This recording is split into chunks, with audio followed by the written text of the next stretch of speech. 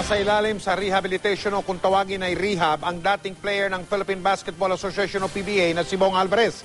Ayon sa Philippine Drug Enforcement Agency o PDEA, maaaring tumagal ng hanggang kalahating taon ang rehab para matulungang makabangon o makarecover ang dating basketballista.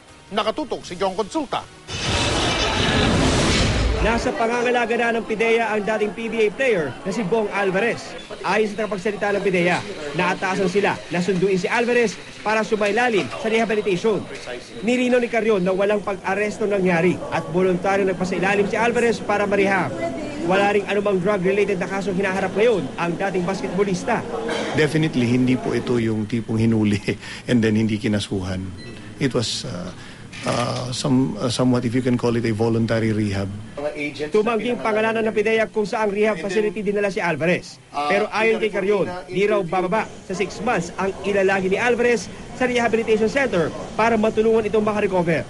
It ranged from a series of physical to group activities and yung actual na I'm not privy to, let's say, kung may medication or counseling, yes. So.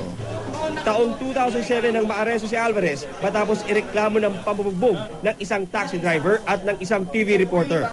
Sinusubukan pa rin ng GMA News na kunin ang panig ni Alvarez. John Consulta, nakatutok, 24 oras.